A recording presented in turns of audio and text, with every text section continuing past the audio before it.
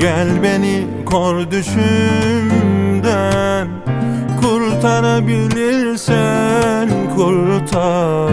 Yağmurumu çölümden ayırabilir mi bu kantar?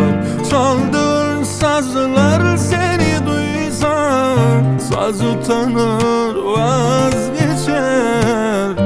Unut oğlum acır dedin oysa, unutulmaktı ecel. Beni boş ver de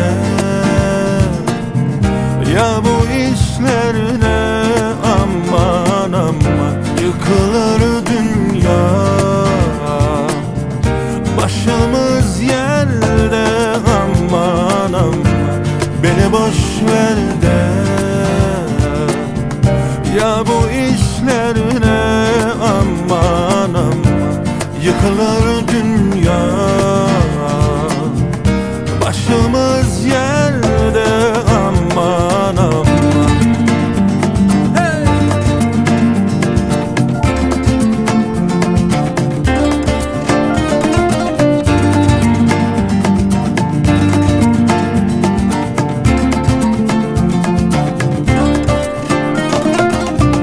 Kırgınım can özümden, yâre buysa yol biter mi? İki yar bir uçurumda, kavuşmaya kol yeter mi? Tuttuğun senin olsun canım, aşk bırakmaktan geçer.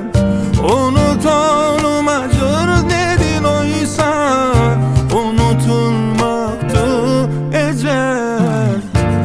Beni boş ver de ya bu işlerine, aman aman yıkılır dünya.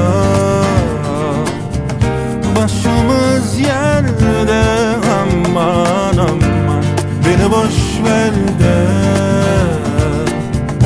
ya bu işlerine, aman aman yıkılır dünya. Başımız yerde, aman aman ya bu işlerine, aman aman.